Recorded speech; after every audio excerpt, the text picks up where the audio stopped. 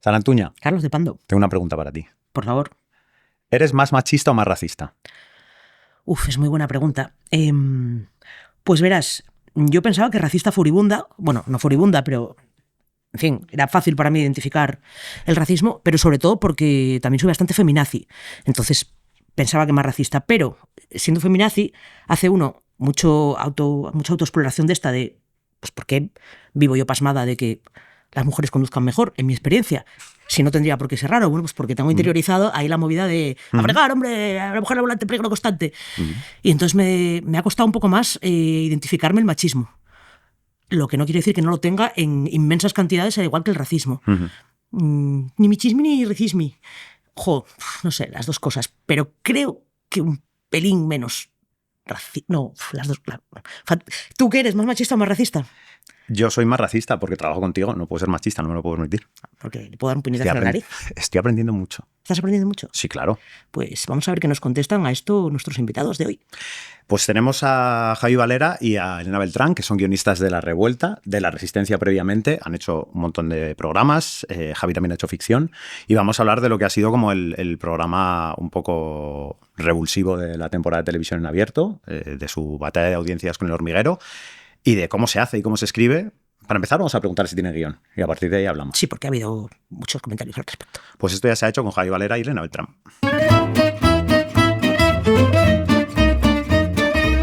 Esto ya se ha hecho, es el podcast oficial de Alma, Sindicato de Guionistas de España, con la colaboración de Dama, entidad de gestión de derechos de autor de obras audiovisuales.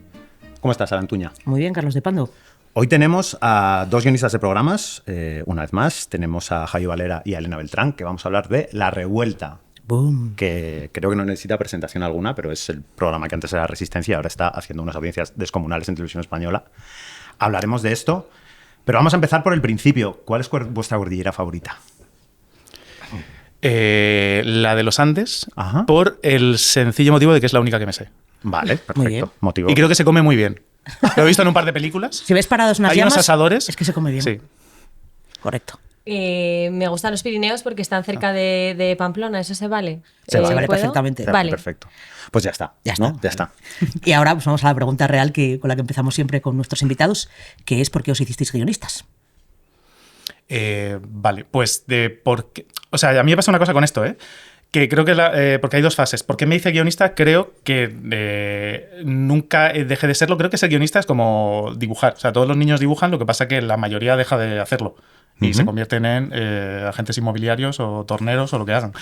En realidad, guionista, o sea, desde crío yo sí que me inventaba movidas, como absolutamente todos los niños. Lo que pasa que yo pues era un poco solitario, lo grababa en una cinta. Luego intentaba fingir que había escrito obras de teatro en el colegio. Y así progresivamente, pero todo era básicamente que me flipaban las películas, las veía y yo qué sé, de crío quería ser 007, luego ya descubrí que no podía, entonces quería ser el actor que hacía de 007, descubrí que tampoco, entonces quería ser el director de las pelis de 007, descubrí que eso implicaba tener que relacionarte con otros seres humanos. Ajá. Y dije, bueno, puedo ser el guionista de las películas de 007 y seguir estando triste y solo en una habitación y pensar en 007 y al final pues objetivo conseguido. Nunca he escrito una película de 007, ¿no? Bueno, no sé, nunca es tarde. Ojalá tener una respuesta tan guay, la verdad. Ya, porque, bueno, es que, no. O sea, me ha pasado un poco igual, sí. Siempre me ha gustado escribir. Uno de mis regalos favoritos fue una máquina de escribir infantil que tenía y le regalaba a todo el mundo cuentos que estaba hasta el moño. O sea, mi abuela como, basta. Y, quiero un perfume, deja de regalarme cuentos. Por favor, puedes parar, sí. ¿Cómo es una máquina de escribir infantil? Pues era una azulita con las teclas naranjas. ¿Sobre palabras prohibidas o algo? O sea, me refiero a esa diferencia. Era más chiquitita. Era como más vale. pequeñita. Y sí, de hecho, acabé la tinta por chapas y fueron a comprar otra y le dijeron como, esto nunca nos ha pasado. O sea, no sé, a esta niña regalarle otra cosa, que dibuje, que salga, que conozca gente. Y luego ya estudié la carrera de filosofía y periodismo y ahí en periodismo yo me daba cuenta que siempre lo que más me gustaba es escribir y alejarme un poco de la noticia o añadirle más contexto y fue un poco así, en verdad. Uf. Pero has hecho, o sea, tú has hecho radio también y morning shows y demás. Stand-up también. Sí, el salto a guión de programas es con La Revuelta, ¿no? Yo empecé en You No Te Pierdas Nada. Okay. O sea, empecé haciendo stand-up primero y en un open mic coincidí con Diego Fabiano, el que fue mi coordinador de guión, primero en You No Te Pierdas Nada, y él fue el que me mandó una prueba de guión, pero vamos, es algo que siempre había querido. Antes de hacer stand-up, a mí lo que más me gustaba era escribir stand-up. Lo que pasa es que si no lo pruebas, no sabes si funciona. De hecho, para quienes nos esté viendo y no lo sepa, un open mic es una sala o un lugar donde el micro está abierto, de ahí el nombre, para que la gente que está intentando hacer stand-up, monólogos, comedia, sobre un escenario, pueda probar un poquito de texto frente a un público más o menos amistoso y a favor de obra, ¿no? Y de ese tipo de open mic sale gente que luego se consagra en el arte del stand-up o incluso en eso, que te fichen ahí para algún programa. Así que más open mics. Total, ¿no? Un buen sitio para ir a curtirse. Sí, aprendes mucho. Es horrible. O sea, cuando descubres que lo que te hace gracia solo te hace gracia a ti, Buah, es un momento horrible. Pues me lo habían dicho en mi casa, pero pensé que no me querían y ya está, ¿no?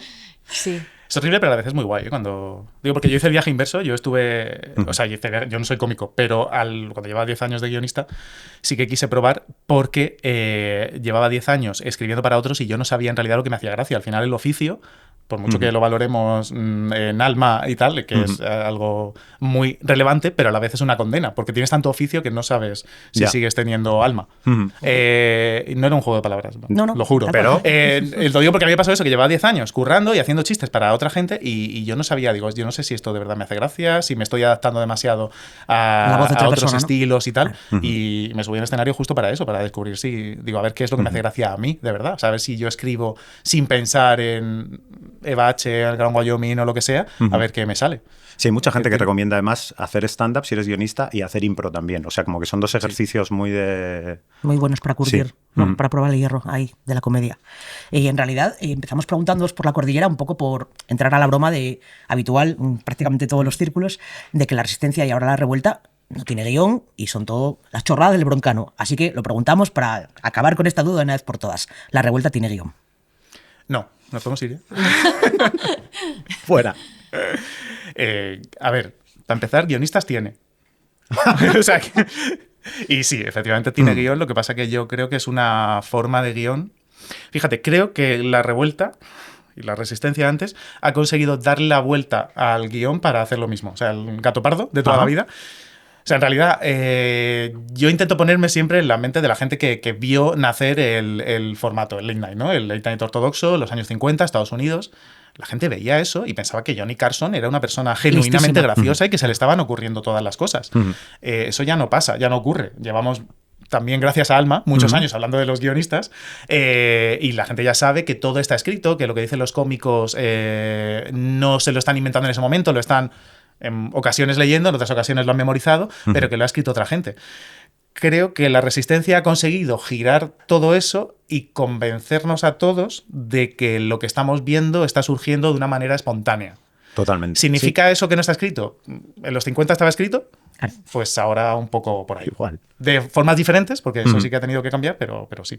Sí, ahora hablamos un poco de cómo es el proceso de escritura y demás, pero queríamos preguntaros primero cómo llegasteis al programa. Creo que tú empezaste en La Resistencia, Javi, tú has empezado en La Revuelta directamente. No, estuve en la última temporada de La Resistencia, o sea, este es mi segundo. Alguien me ha dado mal la info. Luego habrá responsabilidades aquí, no pasa nada. ¿Cómo entré? Sí. Sí, ¿cómo llegáis al programa? A La Resistencia y luego a La Revuelta. Pues me llamaron y me dijeron, ¿quieres venir? Y dije, sí. O sea, no, tampoco es una historia trepidante. Yo estaba antes en un programa en Cuerpos Especiales por las mañanas. De los que madrugan. Claro, que era muy guay, pero no es vida. O sea, levantarte a las 5:15, no sé si hay alguien aquí que lo hace, pero, me cambió el carácter. Ese año mi compañera de piso me decía, te ha cambiado el carácter. Y aparte, pues, trabajar en La Resistencia era tele, era un programa que priorizaba mucho la comedia. Y claro, era pues así, genial, fue increíble. Y básicamente la robamos. Bueno, sí. Sí, no, claro, estabas trabajando en Sí, otro sí. sitio, te fuiste. Esto es No, pero es verdad que bueno, fíjate, Elena estaba en La Resistencia, era La Revuelta, porque es una persona muy graciosa, y lo sabíamos, porque la habíamos visto en Opens y sabíamos en qué trabajaba. Este programa es para poner la roja a ella, ¿no? Sí, Vale, es lo único, está. es lo que habíamos hablado, ¿no? Ya. Vale. Que lo teníamos muy claro porque la habíamos visto actuar. O sea, digamos que las pruebas de guión ahora, en concreto, en La Resistencia y La Revuelta, casi han sido sustituidas un poco por esto, porque es raro que entre gente que no se sepa ya cuál es su palo de comedia específico. Y aparte de haberla visto, teníamos, todo el mundo nos hablaba genial de ella, y Rubín, que estaba también en la Resistencia y demás, también la conocía y nos la recomendó muchísimo y y la robamos, lo siento. Pero creo que eso no existe. Ese concepto es un concepto muy rancio también de programas, de robar a gente, como si los guionistas no tuviesen libertad para irse. Ya, ocurre también en ficción, sí. Claro, totalmente. ofréceles buenas condiciones y Claro. quizás se queden contigo en lugar de irse con otro o al revés. Y jefes que intentan que alguien no se vaya, no hablando directamente con la persona y subiéndole el sueldo, sino yendo por detrás y diciendo no me robes a gente y tal, por favor, stop. Ha ocurrido. Sí. Ha ocurrido mucho. Hay Sí. leyendas, pero son ciertas. No son ¿Y tú, leyendas. Javi? ¿Cómo llegas al programa? Yo entré o sea, es que yo arranqué el programa, o sea, yo estaba en Leitmotiv y cuando surgió la oportunidad de hacer La Resistencia, porque David ya había presentado un par de veces Leitmotiv cuando Andreu estuvo de baja y tal, pues al final se consiguió vender la idea a Movistar de hacer un Late Late para David, porque no había dado muy buen resultado, evidentemente era una persona más loca, era... De hecho, en la ortodoxia americana, de donde viene el género, lo tradicional es que haya un late normal y un late late que sea un poco más gamberro tal. Era todo perfecto, todo canónico, Andreu, el elegante, y luego David, el alocado.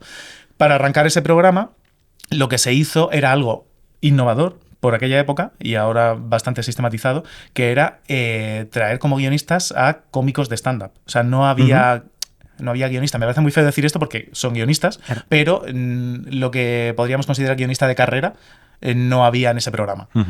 Y yo creo que en un momento se dijeron, por lo menos vamos a traer a uno. Y ese uno fui yo. Sí, que estaba en Leitmotiv. Pero digamos uno que organice toda esta puta locura, claro. Había gente además muy... Bueno, y supongo que no es tan raro, pero para mí fue raro ver gente, por ejemplo, que no solamente eran guionistas de formatos un poco distintos, tipo el stand-up, sino de formatos definitivamente bizarros como Xavi Daura.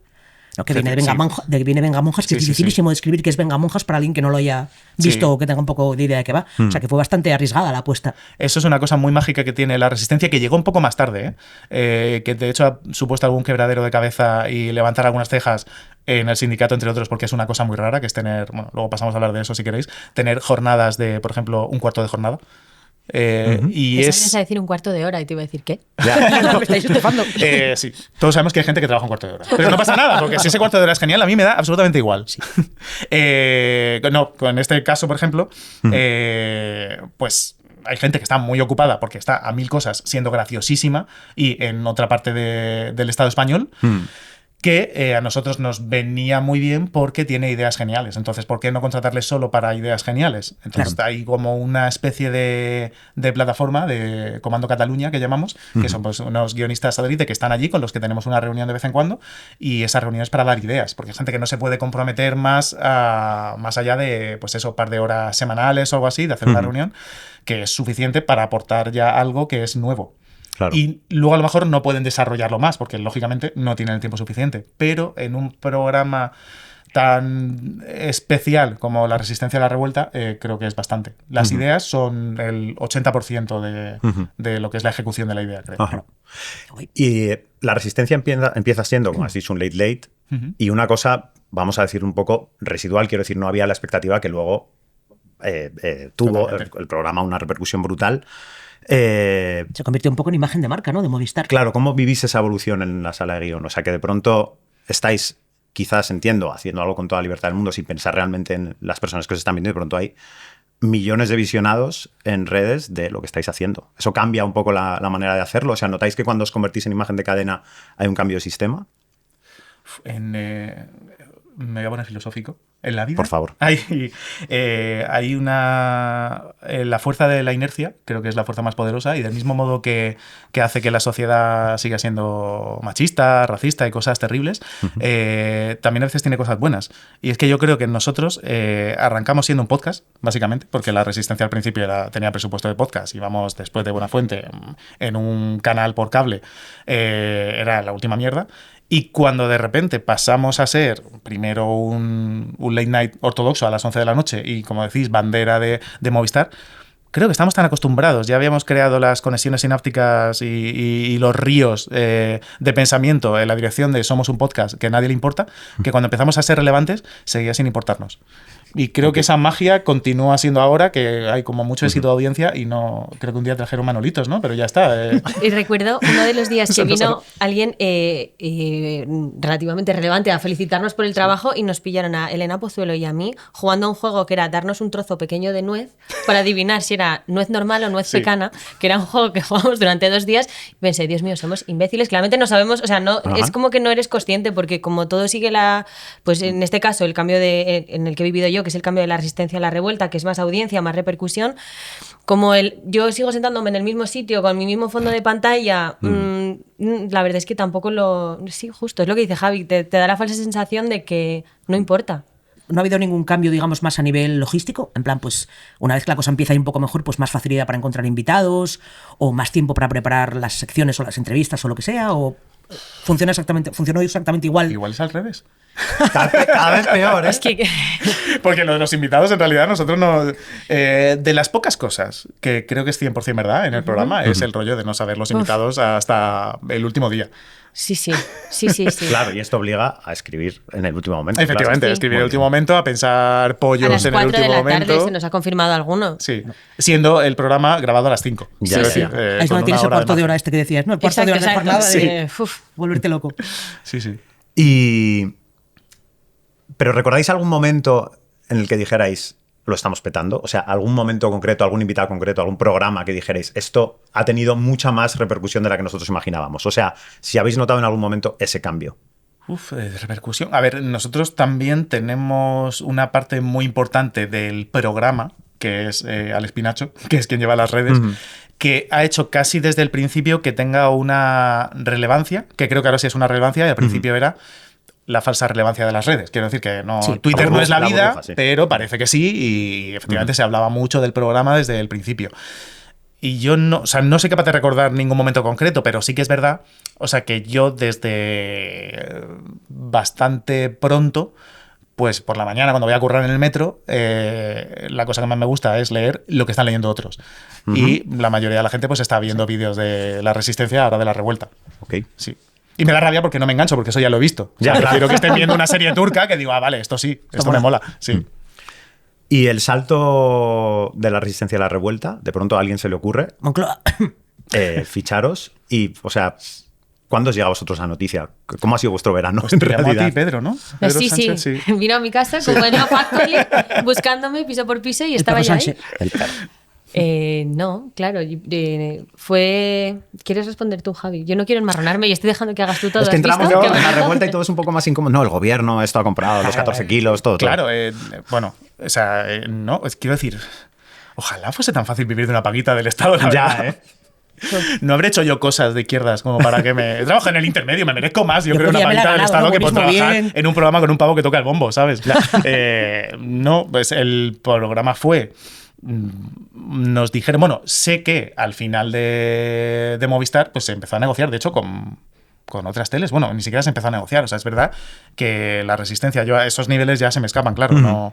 Yo no participo de eso. Pero, pues, la gente quería la resistencia. O sea, tanto Mediaset como tal, pues daban toques para ver quién se podía llevar a bronca, ¿no? O sea, es lógico, bueno, la tele funciona así de toda la vida. Claro.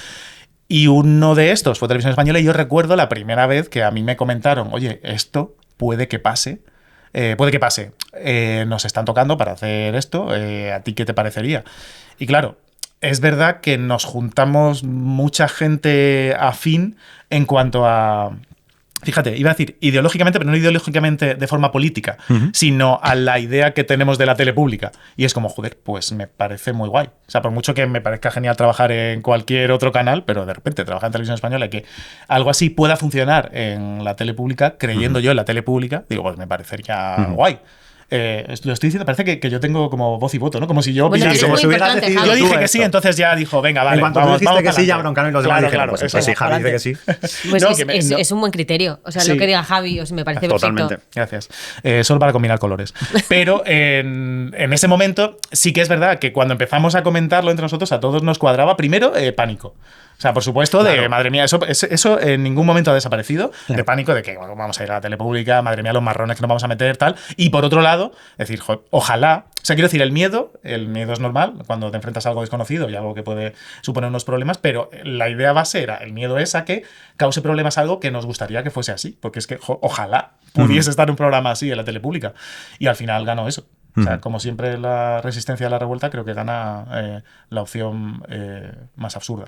Que fue decir, bueno, pues vamos a arriesgarnos muchísimo. Ya. Sí, creo que fue guay por otro lado porque era también dentro de que la gente recuerda esos días con muchos nervios, viendo como las noticias, a ver qué pasaba, preguntando todos los días, teníamos como mini coloquios de, bueno, ¿qué pensáis hoy sobre el tema? Sí. Pero la idea de meter un poco un cambio, que claro, yo como estaba en el último año, pero no llevaba tanto, pero sí que hay ciertas cosas que empiezan a coger como inercias y siempre sacudir un poco eso y hacer un formato diferente.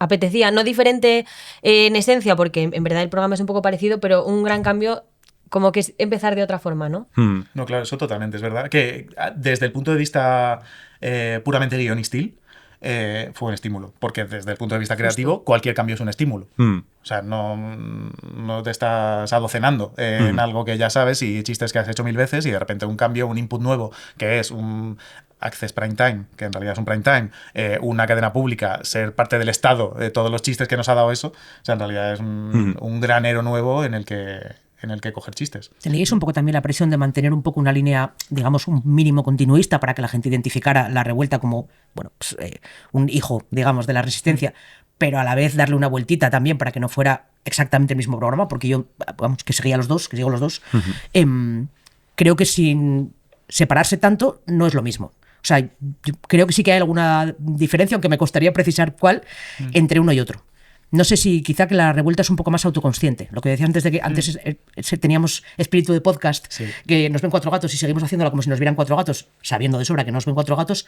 Ahora de alguna manera hay un poco ahí de casi de responsabilidad, ¿no? De estamos en la tele pública y sin querer aleccionar ni hacer nada diferente, somos más conscientes de que nos ve un público diferente, quizá, ¿no? Esto es mi elucubración, que luego puedo decir para nada. Yo creo que sí. O sea, esto pasa a 2 niveles. O sea, por un lado, lo que creo que nos ha aportado, que a lo mejor tiene que ver con lo que dices, el hecho de ir en la tele pública, pero que nos habría aportado lo mismo si hubiésemos ido en Telecinco y demás, es el lore del programa. Claro. O sea, la idea de que hay un discurso narrativo, el programa es un río en el que tú recuerdas el programa de ayer, el programa de mañana será algo basado en lo que estamos haciendo ahora, pero no sé qué. Esto no existía tanto en Movistar porque la gente que conocía el programa lo veía por piezas. Sí, los clips de redes. Claro, y demás. lo veía por clips y no era ni siquiera consciente de si esto es del programa de estas noches, si es el de más tarde. No sabía la resonancia que tiene en el programa que la persona que está en la piscina de bolas al principio del programa se llame Margarita y en el minuto 57 del programa alguien diga Margarita no sé qué y tal. Eso en redes se perdía por completo. Claro. Bueno, en redes, en la forma de consumo previa. Y ahora de repente nos hemos encontrado que eso de una forma natural ha nacido aquí porque la gente ve el programa entero. Claro, es que al final es 60, 70 minutos de programa que la gente se ve del tirón y la gente recuerda de un día para otro y al final hace más natural esa autoconciencia por ahí, por ese lado solo. En cuanto a lo otro, yo no creo, fíjate, creo que y esto es romper una lanza a favor del equipo, creo que teníamos tantas ganas de ser creativos y de innovar y todo esto que nos costó más decir, no, vamos a mantener la resistencia para que la gente siga viendo el mismo programa. Claro. Y también de una forma, no te digo estratégica, pero que la gente, sabiendo que iba a haber mucho hater, que la gente no tenga ningún argumento al que agarrarse para decir, mira, ya se han vendido. Claro. Como no, es que no queremos vendernos. O sea, el programa irá cambiando de una forma natural como cambian todos los programas. Como de hecho habrá cambiado la misma resistencia a lo largo del tiempo. Efectivamente, en especial los programas diarios.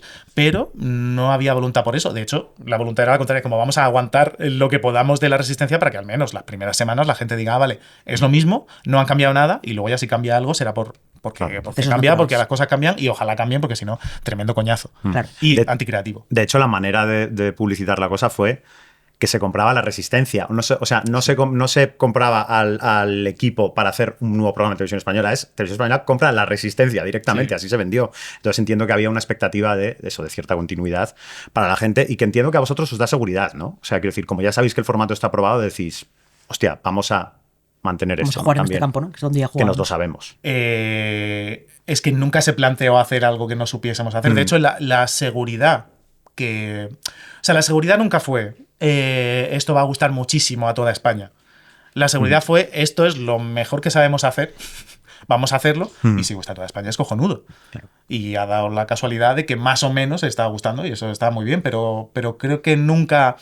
Hubo un intento deliberado de hacer algo, pero yo no sé ni siquiera si, porque tampoco... Es que yo no sé si soy capaz de voy a hacer un producto genial que guste a todos. A mí esa arrogancia que también tiene mucha gente en la tele, de no, esto se lleva ahora, vale, voy a hacerlo igual. Como, pero si lo están haciendo ellos, no sabrán hacerlo ellos. No intenten copiarlo, hazlo tuyo. Tú. Sí.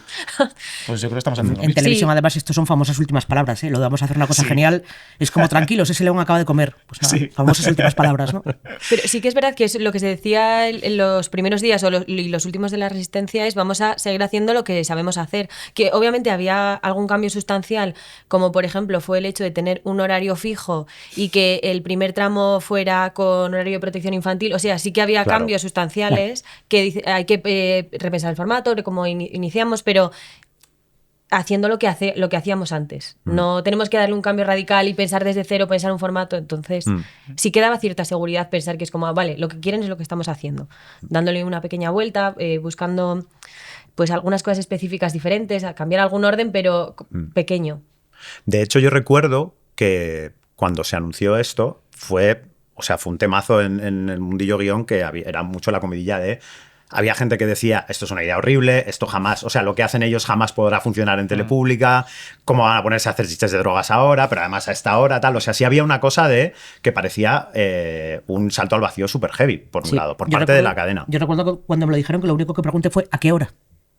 Porque, claro, era como si es un late, pues estarán haciendo lo mismo que ahora. Si esto arranca a las 10, bueno, ¿qué arranca a las 10? Nada arranca a las 10, pero vamos, si esto arranca a las 10, cambiará el tono completamente, ¿no? Creo yo, vamos, no lo sé. Ya habiéndolo visto ya es como, ok, no. Todo bien. Y de pronto vais y hacéis un 17 de ser en el primer programa. ¿Tenéis porra hecha? Sí. ¿Y qué? ¿Os quedasteis bajos? Si lo íbamos a decir. ¿Os quedasteis bajos? ¿Os quedasteis altos? ¡Hombre! Yo bajísimo. Nos quedamos bajos. O sea, de hecho, yo... Bajísimo pensando que íbamos a hacer en el primer programa mucha audiencia porque había mucha expectación. Claro. Me refiero ya solo a puro haters que nos iban a ver para poder criticar el programa. Haremos por lo menos un 10, ¿no? Claro, yo no sé qué dije, sí, yo a lo mejor puse un 12, una cosa así, no lo sé, pero seguro que hay 1 millón de personas en España que nos oyen. Claro, sí. Solo, vamos... Sí. Yo recuerdo poner un número, igual puse un 13 porque estaba muy ilusionada. Recuerdo el choteo en la sala de guión, en plan, ¿a dónde vas? Ni de broma. ¿Quién se quedó más cerca? Broncano. Diego Fabiano. No, Diego sí. Diego Fabiano dijo 17 y fue 17,1. Es increíble, sí, tenéis que preguntarle el número de la lotería o de Eurovisión. Él lo tiene. Sí, Broncano no pasa por la oficina. O sea, esa pobre no iba a participar, quiero decir, no. Por fin llegamos a la parte buena. No había forma. Pero en cuanto a esto de la audiencia, también pasa una cosa muy guay, que es que básicamente hubo que explicar a la sala de guión lo que eran las audiencias.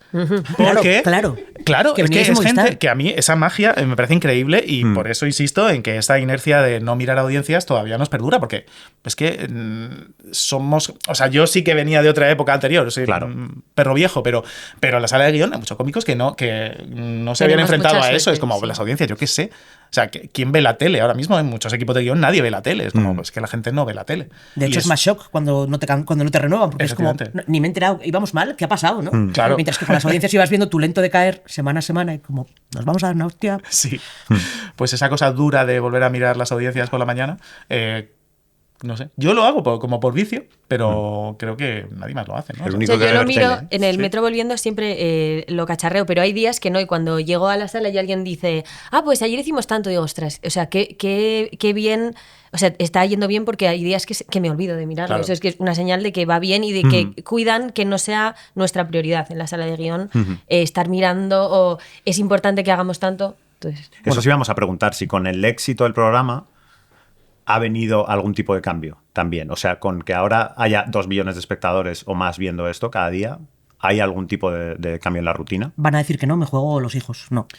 Pero es que la rutina en absoluto. O sea, no es verdad, pero es que ni para bien ni para mal, me refiero. O sea, ya solo mi principal sorpresa, perdón por insistir, parece que estoy obsesionado, es los desayunos. O sea, yo en la tele vieja de toda la vida, cuando se hacía picos de audiencia, te llevaban desayuno. Hombre, claro. Sí. Ya. O la cadena mandaba una cesta de unos fruta, ahí, chocolate, unas cosas así. Eso ni un día. No, sí hubo Manolitos un día. Manolitos un día, pero sabes que eso lo trajo Carmen por su cuenta, creo. Creo que ni siquiera fue una cosa como de... celíaca no investiga mucho, en plan, vaya, Ya. pues qué bien. No hay, de hecho... No, es que no hay ningún cambio. Es que seguimos haciendo lo mismo. Creo, fíjate, habiendo vivido la otra tele, creo que el cambio es que sigamos haciendo lo mismo. Justo. Por Sí. desgracia, esto es así. Si fuésemos mal, seguramente habría gente presionando. Claro. Y aún así, tendríamos un paraguas muy importante, que es lo que ha hecho la Resistencia lo que es David pelea muy bien las cosas que quiere hacer y las que no quiere hacer. Y no sé yo si esto fuese mal y hubiese gente presionando para hacer otra cosa, tampoco sé si acabaríamos haciéndola, en realidad. Ya. O sea, no... No os mandarían a boxes a Sí. darle una vuelta a Pues los no lo sé. O sea, eso ya por contrato no tengo ni idea de cómo está la cosa, pero en principio nunca nos hemos plegado a, vamos, que yo haya sentido a prácticamente nada. Pero No. bueno, las audiencias sabéis que vosotros a lo mejor te olvida mirarlo a lo mejor, pero a nosotros no se nos olvida porque los medios le han dado bien de gasolina a esta hoguera a la famosa guerra con el hormiguero. Ay. Que yo no sé si ya funciona más como broma medio interna que como realidad, pero la realidad es que ha habido una comparación de audiencias en la que no estamos tan seguros de que el hormiguero haya tanto perdido gente como vosotros traído gente a ver la tele que no se sentaba a ver televisión lineal ni de broma, ¿no? Vamos, entendemos que este ha sido más o menos el Es que yo creo que va un proceso. poco más por ahí. A mí me parece todos los titulares de la guerra de audiencias me dan una pereza increíble, pero sé que es muy España. En España somos de bando, nos encanta enfrentar a gente. Claro. Lo que sea. Sean hermanos, sean partidos políticos, lo que sea. Y si son solo dos, mejor. O sea, si solo hay dos posibilidades, claro, visto desde fuera, fíjate, visto desde dentro, desde la industria, todo lo que ha pasado es genial. Porque Claro, nadie ha perdido. absolutamente.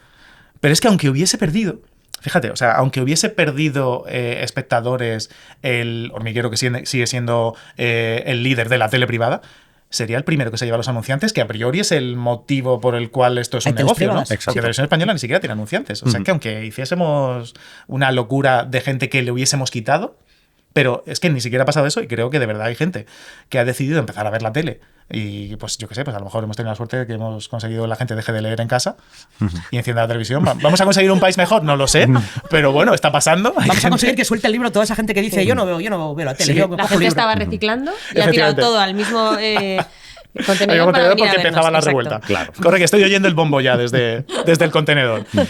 Pues ha pasado esto. Y es que eso para mí es algo positivo. O sea, los titulares para mí debería ser que en realidad es algo que sociológicamente me interesa más. Es como la tele no está muerta, que a priori todos dábamos por amortizados a todos los que trabajamos en la industria. Hombre. La tele lineal es una cosa que ya, bueno, pues sigue existiendo porque sigue existiendo y se intentan hacer productos para ella, pero en principio estaba amortizadísima y de repente este repunte es extraño y me parece relevante a nivel sociológico, ya digo. No sé a qué se debe, no sé si durará. Por nuestra parte, ojalá, pero me parece que ese es el titular real. No uno gana a otro por 12 espectadores basado también en un sistema de audímetros Sí, de relativo. bla, bla, que esa es otra guerra. No lo sé. Sí, para mí además ahí está lo interesante. He visto muchas amigas de mi generación y más jóvenes que están independizadas que se estaban escribiendo en los grupos a ver cómo sintonizaban o dónde estaban los enlaces y pensaba, "Ojo, es que justo como Javi, me parece, bueno, que nosotras en casa lo tuvimos que hacer también. Sí. Me parece mucho más interesante ver qué está pasando ahí que la guerra de audiencias que se ha fomentado mucho desde algunos sectores, pero desde luego, o sea, no es como lo hemos vivido. Nuestro objetivo nunca ha sido competimos a esta hora, ¿qué están poniendo? O sea, nosotros lo que queríamos hacer era algo que nos gustara y con lo que estuviéramos tranquilos y que atrayera audiencia, pero sin ninguna expectativa ni de tumbar a nadie, ni de... O sea, no competir en un sentido de querer hundirlos. Sí, en verdad es genial que existan, que los dos programas Desde coexistan y que haya diferente oferta. Claro. Claro. Lo que pasa es que, claro, de pronto este hecho, esta guerra, por decirlo así, se ha convertido en el primer hecho noticiable desde hace mogollón de tiempo en telelineal. O sea, de pronto la telelineal está en titulares otra vez, ha llegado a lugares en los que en los últimos no sé cuántos años, cualquier número que diga es absurdo, pero hace muchísimo tiempo que no se hablaba en redes, de pronto que convivan, o sea, modernizar el prime time de la tele pública me parece el mayor logro de todos. O sea, me parece una burrada eso que habéis hecho. O sea, no... Me parecía absolutamente inesperado, vamos. O sea, Claro, y de verdad rompo una lanza a favor de la persona que se le haya ocurrido, porque claro, que esto no es una cosa nuestra, porque creo que la forma en la que yo entiendo la tele pública me parece que es a priori lo que debería hacer. O sea, si tiene sentido que en base a nuestros impuestos se esté financiando un sistema de entretenimiento, cultura o lo que sea, porque también eso es un debate, que por lo menos tenga una relevancia, ¿no? Cultural, claro. o de entretenimiento, ¿vale? Sé que tocar el bombo a lo mejor no es cultura, pero bueno, si lo tocas bien, Bueno, cosa que tampoco se hace. Correcto. Pues hablamos, si queréis, un poquito del sistema de trabajo. ¿Cómo es vuestro día a día en La Revuelta, como guionistas? Yo no voy a empezar siempre. Perdón, es que me pongo nerviosa. Tú llegas antes, además. Ya llego la primera y siempre llego al trote cochinero agobiada porque, no sé, tengo de haber trabajado en nunca banca, jamás... me obsesiona mucho esto. Bueno, es verdad que este año de trabajo es de verdad. Yo nunca jamás voy a llegar a las 9 porque las cafeterías buenas abren a las 9. Entonces, es absolutamente imposible que llegue antes de las 9:15. no pasa nada, bronca no llega, ¿no? Directamente, como habéis dicho. No, claro. O sea que... Claro, el día a día, claro, lo estructuramos.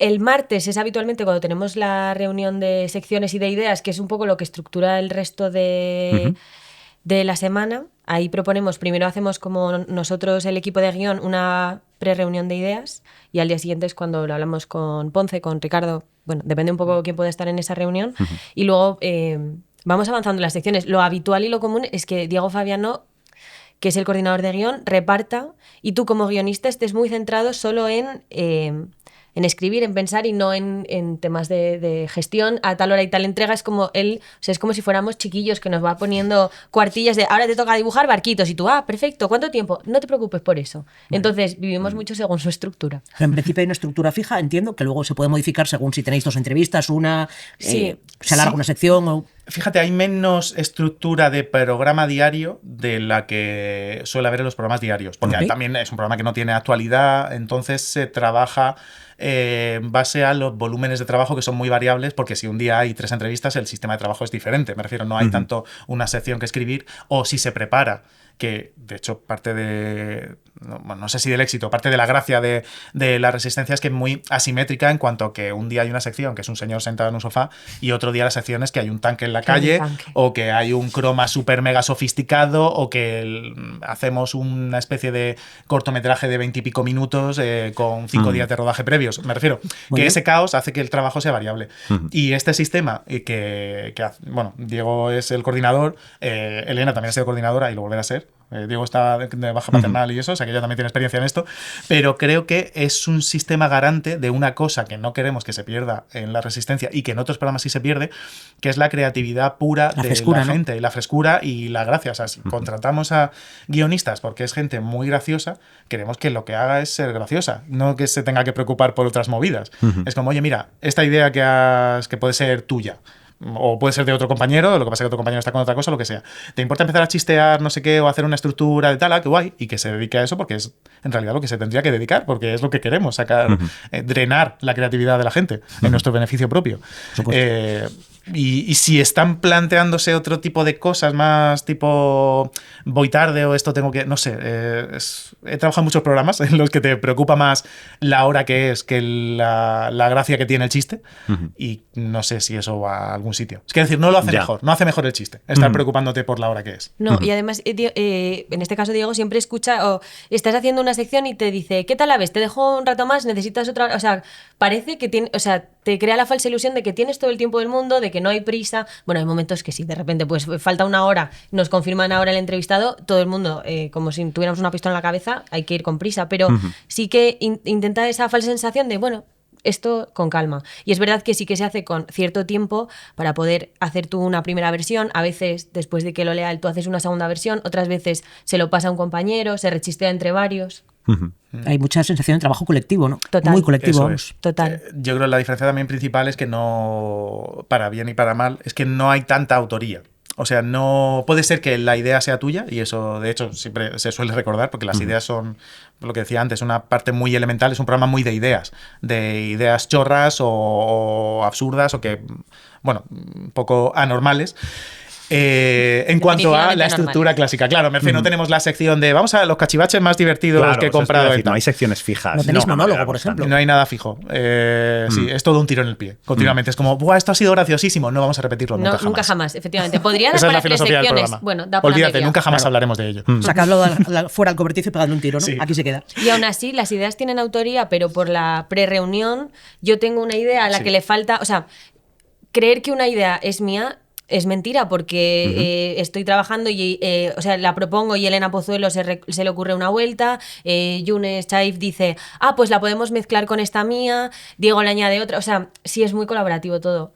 Qué guay. Y entiendo que, como decís, es una apuesta súper consciente de hacerlo así. O sea, de romper un poco los cánones, las estructuras fijas, de darle a esto un dinamismo, una capacidad de sorpresa. O sea, Lo guay es que sí y no. O sea, yo es el primer programa en el que creo que he trabajado a la inversa en todo eso. O sea, yo soy como muy cerebral y muy de estructuras, aunque me gusta mucho más ese caos, pero suelo estructurar el caos. Como, vale, la teoría es que esto tiene que ser caótico porque el caos en sí es el germen de la comedia. Si tú te esperas el chiste, ya nunca jamás será un chiste. Por lo tanto, cualquier estructura convencional de la tercera es jaja, hay que romperla, porque si la tercera es jaja, cuando lleves dos, la gente esperará el jaja aquí. Entonces, todo este discurso no existe. Es completamente espontáneo en el programa, creo que ha salido de una forma medio natural porque los directores del programa, que esto también es algo relativamente diferente a lo habitual en programas de comedia, los directores del programa son cómicos.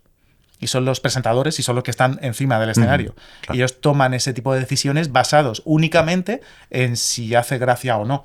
Y tienen una personalidad muy concreta de comedia. Entonces, al final, ellos, que evidentemente también son guionistas, porque, bueno, literalmente, Jorge, por ejemplo, el guión que va definitivo nunca no pasa por manos de Jorge. Quiero decir, lo escribe él. Aunque esté escrito, luego él pasa un documento y lo escribe con sus palabras. David, cuando escribía, o sea, cuando tenía monólogo, por ejemplo, en Leitmotiv y al principio de La Resistencia, también, de hecho recuerdo el Leitmotiv, que a mí me impresionaba mucho porque era de las primeras veces que veía eso. O sea, él llegaba y pedía una hora solo con el guión en una habitación y se lo reescribía. Aunque fuese únicamente para ajustar las palabras a su voz, porque para hacerlo es cómico. Suyo, claro, manera. Tienes que hacerlo tuyo. Esto no es muy común en la tele, o al menos no lo era hasta ahora, lo cual me parece absurdo, porque los cómicos al final hablan desde su punto de vista. Y si el punto de vista está impuesto por otro, pues ya no te va a funcionar igual nunca. En este caso, ya digo, ¿es una decisión consciente? No, lo que pasa que, pues, encaja se va bien. Pidiendo una cosa, encaja. Y Jorge quiere una sección y Jorge, tú sabes lo que le gusta, pues al final lo vas haciendo natural. Y yo he hecho mucho ejercicio a posteriori de intentar entender eso e intentar ver en mi cabeza, vale, pero esto no es un late convencional. Entonces, claro, el late... Eres el meme, ¿no? Del tío con las flechas. Pero, totalmente, en plan, a ver. Pero hasta un nivel ridículo. O sea, con teorías, con nombres y todo, para intentar explicarme a mí mismo lo que es el programa. Sí. Y nosotros no somos guionistas, somos las neuronas de un guionista. El guionista definitivo es Jorge. O sea, todo esto me lo he tenido que explicar yo para entender el programa. ¿Quieres un poco de agua? Y la teoría de... que te veo. Sí. Pero, y no tenéis, decía Sara, no tenéis monólogo, que es una cosa extraña para un late, más con un presentador como Broncano. Que más para un late, ¿no? Que... es también decisión voluntaria, porque lo hubo y lo dejó de haber. Sí. Pero lo dejó de haber, fíjate, porque no hacía falta. Y es raro. O sea, el que no haga falta también está muy bien, porque el late, que estamos mencionando ahora muchísimo, es un formato americano, que ni siquiera se llama late es como lo llamamos aquí, no es un talk show, que tiene una estructura muy concreta porque se ha hecho siempre así. Y la gente ha seguido haciéndolo así porque es que es un late. Claro. Bueno, nosotros empezamos así porque partimos de esa base y luego ha ido haciéndose a lo que están pidiendo los que están arriba del escenario y lo que está pidiendo nuestro público también. Y en parte por eso cambió lo del monólogo, porque cuando arrancaba el programa un monólogo es leído siempre, o sea, leído, aunque te lo aprendas de memoria, es leído, son chistes que tú ya tienes aprendidos y estás leyéndolo en tu mente, en un prompter, en un papel, me da igual. Cuando empezaba el programa, David es muy espontáneo con el público, decía 4 chorradas, llamaba no sé qué a no sé quién, bla, bla, bla, bla, y luego de repente empezaba a leer. Y la gente percibía el cambio, ¿no? Se quedaba un poco fría, porque es como, yo no sé, esta persona que me ha tratado así como de tú a tú, ¿por qué ahora está a otras cosas? Totalmente. Era algo extraño. Y el propio David pues tampoco se sentía tan cómodo como improvisando con el público o hablando, que es una cosa mucho más normal, hablando con Ricardo y con Grison, que son los sidekicks, pero del mismo modo en que los podcasts, es imposible decirlo en plural, ¿verdad? Sí. Podcasts. Podcast del mismo modo que la polka bueno, no ha acabado con la radio, pero está un poco empujando a la radio convencional de alguien hablando al éter, de hola, buenas tardes, queridos oyentes, tal. Eso es raro. Ahora generalmente... Qué bien te suena tan... Claro, mucho suena como la voz del lodo de repente, ¿no? Eso es. Te lleva a un sitio un poco atrás. Es extraño una persona hablando sola, así como a la nada. Ahora los podcasts es una conversación entre 2 personas o más, o 4 o 12, que es mucho más natural. Y nosotros hacíamos lo mismo. Es raro que alguien esté hablando a la pantalla. En la pantalla no hay nadie. Porque no le puede contar esto a la persona que tiene a su izquierda que la estamos viendo, o a la persona que está en el público que la estamos viendo. O sea, esa decisión sí que fue más o menos consciente. Y las secciones que son de monologuistas o gente que va a cómicos que van al programa a hacer su sección, también escribís vosotros, ellos participan en la escritura, hablo de Younes Chaib o Valeria, de Lagachus o de Valeria. Lagachus. Por favor. O sea, lo hacen ellos. Me gusta esta intriga porque parece que es como que tenemos secretos, que Ya. hay cosas Sí, que no como se hay pueden algo que yo contar. no puedo decir, y que es lo diga como, ella. te puedo decir la verdad. Puedo decir que todo lo de Younes está copiado y lo hemos traducido Sí. del ruso, de un monologuista ruso. Claro, es que a ratos quiero aprender yo sobre mi propio programa y miro a Javi que sabe mogollón, entonces... pero hacen ellos las secciones, las ideas las proponen ellos, también es que son ellos los que la tienen que defender. Es verdad que este año, a veces, bueno, y puntualmente el año pasado, ayudamos con ciertas secciones, a veces con un pequeño rechisteo, con una idea que le falta algo, pero vamos, la escriben ellos, fundamentalmente. O sea, lo que queremos, del mismo modo que los guionistas que están porque son graciosos, y ya lo sabíamos, los cómicos que van al programa queremos que estén ahí por su comedia, y su comedia la escriben ellos. Lo que pasa es que justo en La Revuelta se está dando más el caso que hay mayor presencia de cómicos, mayor presencia en cuanto a la planilla mensual. Me refiero, pues es que no sé, van cada 2-3 semanas a lo mejor, o en algunas 2 semanas van seguidos, tal. Entonces, si necesitan algo, pues nos lo piden y nosotros hacemos. Pero nunca escribimos un guión, sino hacemos o una brainstorming de él o ella tiene una idea. Y yo qué sé, pues les aportamos chistes y lo que quieran lo cogen, y ellos siempre se escribirán lo definitivo. Sí. O sea, simplemente echar una mano con lo que puedan necesitar, pero nunca jamás es escribirle un guión a alguien que vaya a decirlo en el programa. Es que es muy raro, es como he trabajado toda mi vida, pero en este programa es que no se hace eso con absolutamente nadie. Y de las pocas cosas que claramente creo que la gente ha aprendido a reconocer, a querer y a esperar, tanto en La Resistencia como ahora en La Revuelta, que son las preguntas de el dinero o el follar o machismo o racismo. Esas son cosecha de David, del equipo de guión, son improvisación. ¿Cómo surgieron? ¿Os acordáis? Hay la del sexo es a raíz de una entrevista, pero no me Con acuerdo Coronas, quién es. ¿no? Sí, Era Javi Coronas. ¿no? Fue Coronas. Sí, mira. sí. Sí. Sí, eso salió Graciosísimo de eso. la espontaneidad de ahí. Sí. Fue de una con Coronas, lo del dinero.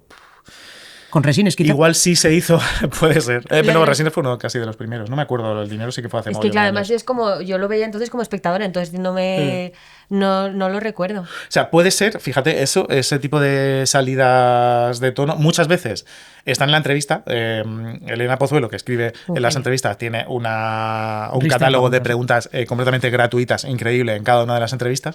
No recuerdo si esa, en un primer momento, vino de ahí o la dijo David en su momento. El hecho de convertirse en clásica fue por inercia, fue porque, bueno, vio que había cierta incomodidad al principio y luego al final que la gente se lo espera, y eso siempre es garantía de La fuerza calidad. más poderosa, ¿no? La inercia. Efectivamente. Y cuando pensábamos que ya no podía ser más incómodo, David vino esta temporada con lo de si eres más machista o más racista. Ajá. Pues como vamos a ir terminando, os preguntamos cuánto habéis follado el último mes y cuánto dinero tenéis en la cuenta. Podéis responder Más lo que racista. queráis. ¿No? No hace Me falta, lo no hace preguntas falta. si tú eres más racista. No, que yo lo voy a responder lo que has respuesta es mirado Nos tú. hemos escapado, no, han claro. escapado directamente de la pregunta. No, ya, la racista, ya. Una cada uno, va. Tenemos que elegir una. ¿De las 3? Sí, venga, de las 3. Vale. Elegidla vosotros, que la presión es más graciosa. Decid quién queréis que responda cada una. Elena ya se está agobiando sola, yo estoy disfrutando muchísimo. Yo viéndola ya aquí. todo el rato. Diría, me gustaría responder la de más machista o más racista. Y luego respondes a la mía de cualquiera. Vale, te digo, pues él es un pedazo de... No es verdad. Yo creo que soy más racista, siendo ambas cosas, porque sobre el machismo creo que he investigado mucho más y he aprendido a reconocer esos comportamientos que en el racismo ni siquiera soy consciente, que eso es ya racismo por desconocimiento. Y me doy cuenta que no sé ni llamar a las cosas, que me doy cuenta de que está sonando mal y no sé identificar por qué está sonando mal, y conforme más veo contenidos como No hay negros en el Tíbet o veo el podcast que hay, bueno, mola un montón, o escucho a cómicas y a cómicos como Younes, Asari, Lamin Tior, Puto Chino Maricón, que también hace, lo amo, claro, y ves todos los racismos y todas las cosas que tú haces y ni siquiera identificabas, digo, pues claramente lo soy siendo de ambas cosas. Así que fatal, lo estoy haciendo fatal. No, ha salido muy airosa de la pregunta. Y has respondido honestamente que no ha hecho nadie. Claro. Yo igual creo. Pero yo igual, pero encima con un plus, porque creo que para... Nos estamos poniendo súper intensos. Ya, Debería hacer sí, una sí, sí, respuesta Las como preguntas siempre súper... son graciosas. Soy esa persona, perdón. Contestas la de follar y Se acabas acabó. mejor. ¿Te la doy? Tengo una hipoteca de 175.000, o sea, que debo. Ajá. Bueno, que en realidad es la mitad, porque claro, es de mi mujer y yo, o sea que la mitad de 175.000. Bueno, Es lo que debo al banco. me vale. Bien. ¿Vale? Nos vale con esto. Lo Y tenemos. ahora sí que acabamos con las nuestras, con la nuestra, que es ¿cuál es el mejor consejo que os han dado o le daríais vosotros a alguien que estuviera empezando? Sobre guión. Para mí, y me ha venido especialmente bien en La Resistencia y la Revuelta, pero en todos los programas que he estado antes, es no encariñarte con un chiste. Y con un chiste es con una idea, con un párrafo, porque eso complica mucho trabajar colaborativamente con otra gente y porque hace que te atasques. O sea, está muy guay que llegues a algo, pero si no encaja o no cuadra o ves que no permite que evolucione o por meterlo está quedando con calzador, tienes que dejarlo ir, te lo apuntas en un post-it, te lo apuntas en una nota del móvil y te ríes tú. Y creo que esa es la clave. Como no tener mucho orgullo, mucho sentido de pertenencia de este guión es mi hijo. Si, por ejemplo, Ponce lo reescribe, pues bueno, claro, es porque lo tiene que hacer con su voz, ¿no? Entonces el no encariñarte con eso para mí ha sido clave para sobrevivir y no tomarte a lo personal nada que pase. Y a lo mejor sirve para otro momento, ¿no? O para otra situación. Justo. Y dices, mira, antes no entraba, pero ahora, 3 semanas Sí. después, entra perfecto, ¿no? Sí, Y si no, pues sacas detrás del cobertizo y le pegas un tiro, como hemos claro, dicho. claro, exacto. Javi. Pues yo, no sé de hecho si me dieron este consejo o no, o lo aprendí yo solo, pero que no eres tan original. Nadie es tan original. O sea, que es un poco lo mismo, es el mismo consejo básicamente, pero sí que he visto muchos compañeros que de repente se han enfadado mal, me refiero de amargarse o lo que sea, porque sienten que alguien les ha copiado algo o algo así, y es que sí que al final todos pensamos lo mismo, sí que nuestro trabajo no es importante. Y Está es- feo decir esto a lo mejor en un podcast de Alma, pero bueno, no somos relevantes, Es el no final, estamos lo salvando podemos vidas. cortar, está Vale, bien. perfecto. No es tampoco tan relevante. Una idea que se te haya ocurrido a ti es genial, básicamente lo mismo que has dicho tú, sí. Pero también se ha podido ocurrir esa idea genial a otra persona y posiblemente lo haya hecho, pero esa persona a lo mejor no lo ha tuiteado, a lo mejor no tiene ni internet. Es esa muy persona. fácil llegar a sitios comunes. Claro. O sea, ¿cuánta gente he oído? Esta sección en verdad se me ocurrió a mí, se ha basado en algo mío y de la misma sección se lo he oído a varias personas Sí. diferentes, que es como, no. Sí. Y a mí se me había ocurrido un mes antes, probablemente. Claro, y a la vez Y creo... se me olvidó luego. A la vez creo que eso es guay en cuanto a quitarte el peso de la originalidad. Que mucha gente está muy rayada con quiero ser la persona más original, más especial del mundo. Es como, sé tú, que está bien y ya está. O sea, si estás intentando copiar a otro, no copies directamente, pero inspírate en eso que te gusta y disfruta y ya está. Escribe algo tuyo propio basado en las cosas que te gustan. Hazlo personal y así creo que ahora mismo en el sistema de trabajo que tenemos, ya si se trata de un consejo laboral, creo que es mucho mejor porque te va a proporcionar mucha más felicidad y más oportunidades de curro. O sea, antes se trabajaba de una forma, tú entrabas a currar porque te enterabas de algo y hacías una prueba y tal, y ahora la mayoría de veces, sobre todo en programas, es porque te fijas en alguien que tiene una personalidad muy concreta porque está haciendo vídeos en TikTok o comedia en bares o porque ha escrito un corto que has visto en No Todo Film Fest y dices, jo, qué persona más original. Pues haz lo tuyo y lo tuyo será lo guay, ya está. Pero no te obligues a ser original porque no lo vas a ser. O sea, ni machismo, ni racismo, ni adanismo, que es como se llama, ¿no? Lo de creerte que eres el primero en Sí, todo, sí. como Adán. O algo así. Sí. Pues hasta aquí. Fenomenal, muchísimas gracias. Muchísimas A gracias vosotros, a Valera y vosotros. Elena A Beltrán. vosotros. Un placer. Esto ya se ha hecho. Turra Sindical. Dale. Turra sindical con Diana Rojo y Alba Lucío, que vienen a hablarnos de la inspección de trabajo, ese Eso ente es. misterioso que algunos nunca han visto y que creen que no existe. ¿Qué Eso nos es. contáis de la inspección de trabajo? Pues aunque a priori no suene especialmente apasionante, es algo que tiene bastante mandanga, ¿verdad? Estábamos ahí comentándolo antes. Porque claro, es normal que cuando somos víctimas o detectamos una situación ilegal en un trabajo, no nos atrevamos a denunciar muchas veces, sobre todo si sigues contratado por la empresa. Entonces también está bien que existan las inspecciones porque es una manera de no tener que recurrir necesariamente a una denuncia particular. Pero también es normal que no tengamos ni puñetera idea de cómo funcionan y por eso hemos venido a dar algunas claves aquí. Venga. Lo primero es saber quién puede solicitar una inspección de trabajo. En realidad la puede solicitar cualquier persona que tenga conocimiento de que hay una empresa, en nuestro caso pues una productora, en la que no se están cumpliendo las leyes laborales. Lo que habría que hacer es acudir a la oficina de la Inspección de Trabajo y Seguridad Social, la ITSS, Ok. que depende del Ministerio de Trabajo. A los afiliados y afiliadas a Alma lo que les recomendamos es que contacten con la asesoría jurídica, porque puede ser Alma quien tramite, ponga esa denuncia ante Inspección de Trabajo. La propia inspección también puede actuar de oficio. A veces, digamos que ponen como campañas en marcha para actuar por sectores, o si tienen como sospechas de que hay alguna empresa en la que puede que se estén cometiendo irregularidades. Y una cosa que hay que tener en cuenta es que si tú has denunciado a tu empresa, no puedes solicitar una inspección de trabajo. Digamos que si el caso ya está judicializado, tendrías que esperar a que pase el juicio. Y luego están los motivos por los que se puede solicitar una inspección, que la respuesta más genérica es por cualquier incumplimiento de las leyes laborales. Lo que pasa que hay algunos casos que son más, que afectan más en general a diferentes gremios o diferentes tipos de empresas, como son, pues, si se está vulnerando, por ejemplo, la ley de prevención de riesgos laborales, o los registros de jornada, o no se están cumpliendo con los descansos y las vacaciones que exige la ley. Pero luego también hay algunos casos que son más frecuentes entre los guionistas. El más común, que es como un caso muy claro por el que se puede solicitar una inspección, es si no están cumpliendo el convenio. Por ejemplo, si hay guionistas que están cobrando por debajo del convenio. Eso es un caso como muy claro. Luego también los falsos autónomos, que guionistas que están prestando su trabajo como autónomos, pero en realidad por las jornadas que hacen, porque tienen casi una exclusividad con la empresa, porque acuden al lugar de trabajo, utilizan los recursos de allí, etcétera. Bueno, pues todas estas cosas por las que deberías estar contratado, pues al final también hay casos de falsos autónomos que se pueden denunciar a la inspección. Y luego, un caso que hoy que hablamos de programas afecta especialmente a los guionistas de programas, tiene que ver con la categoría. Hay guionistas que están contratados en una categoría que no es de guionista, que suele ser como redactor o como documentalista a veces, también pasa en ficción, a veces como documentalista, y en realidad están cumpliendo funciones de guionista a guionista. Eso también es algo que es frecuente y que se puede denunciar.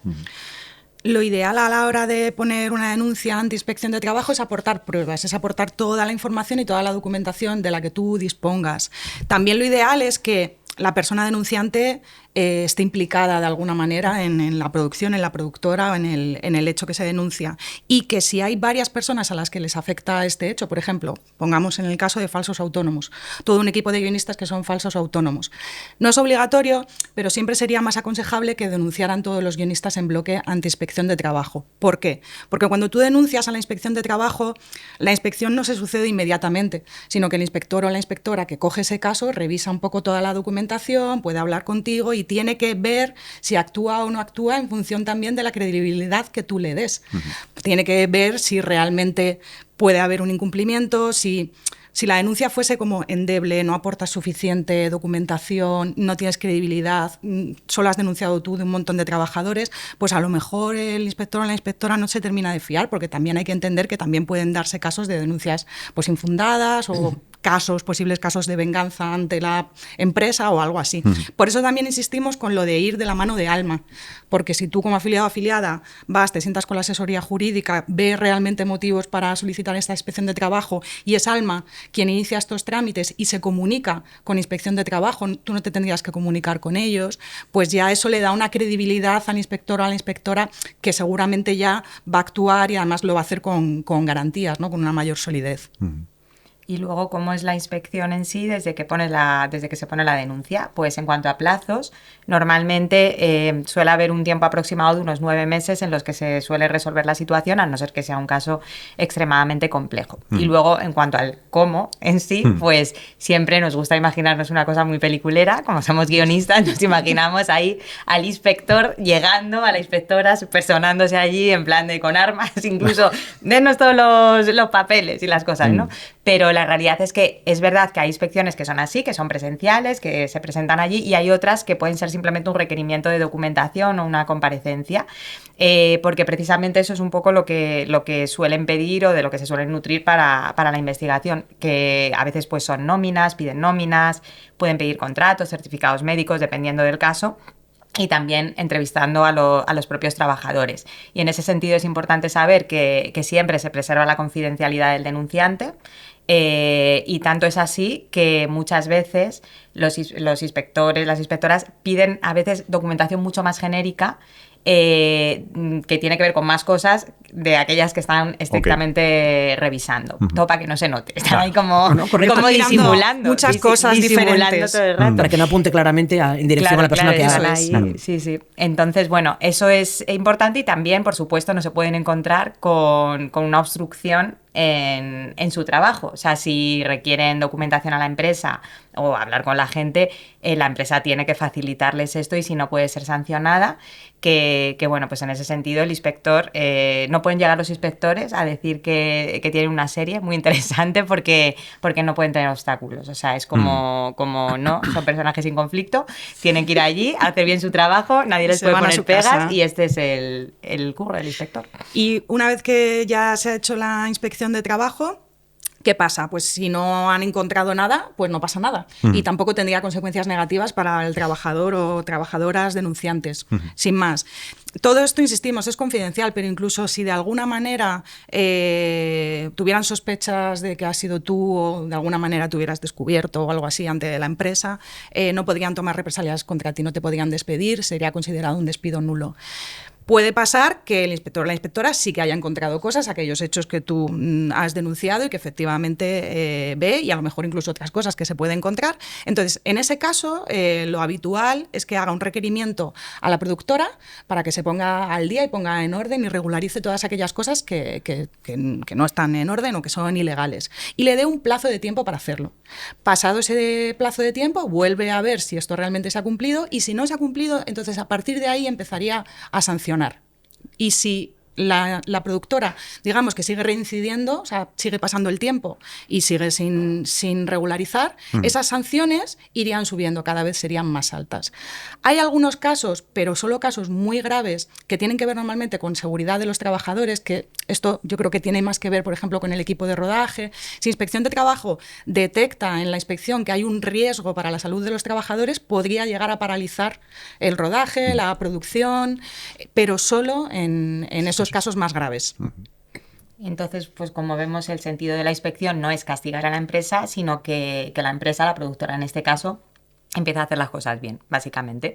Entonces, lo que sí que pasa es que, por ejemplo, en el caso del convenio, ¿no? De que están incumpliendo el convenio, es como que a partir de ese momento están obligados a cumplir la ley, pero si a ti te deben a lo mejor unas pagas extras, etcétera, o en el caso de falsos autónomos quieres reclamar algo, algún tipo de compensación, pues en ese caso ya tiene que ir por otra vía. Y en cualquier caso, pues lo que decimos todo el rato, que como cada caso es un mundo, es mejor ir siempre a Alma y hablar con la asesoría jurídica. Por un lado, porque vas a ir mejor informado y vas a saber, por ejemplo, qué legislación concreta se está vulnerando ahí. Y por otra, pues lo que explicaba antes Alba, de que vas a ir mucho mejor armado. O sea, el sindicato al final va a tener otro tipo de credibilidad y también a lo mejor tiene la capacidad de recabar otro tipo de información, incluso implicar a otras personas para ir con una denuncia más sólida. Muy bien. Y esta es la entretenida inspección. Pues muy bien. Queremos hacer la serie de las inspectoras. Inspectoras. Rocío en rojo, inspectoras. Sí, sí. Lo que pasa es que estamos Correcto. ahí viendo cómo Estamos hacemos que viendo el funcione tema de todo. los No tenéis obstáculos. conflicto, lo habéis dicho Es vosotros. puñetero. Bueno, pero bueno, encontraremos la forma. Llegan, Sí. resuelven y se van el equipo A. Ahí. Pues muchas gracias. Despedimos ya programa. Recordamos que tendremos dentro de muy poco un especial Alma Responde, un segundo especial Alma Responde, Respondiendo a vuestras preguntas. que podéis enviar a podcastalma@sindicatoalma.es. Y hasta aquí el programa de hoy. Ya está, ¿no? Esto ya se ha hecho. Pues ya se ha hecho. Esto ya se ha hecho es el podcast oficial de Alma, el sindicato de guionistas de España, con la colaboración de Dama, la entidad de gestión de derechos de autor de obras audiovisuales, y grabado en su sede de Madrid. Presentado por Sara Antuña y Carlos de Pando. Dirección, Alba Lucío y Josep Gatel. Guión, documentación y producción, Pablo Bartolomé, Diana Rojo, Borja González Santaolalla y Cristóbal Garrido. Producción y prensa Alma, Julia Iago, Ana Pineda y Laura Escobar. Diseño gráfico, Borja González Santaolalla. Realización y edición de Lemon Juice. Música, Music Library.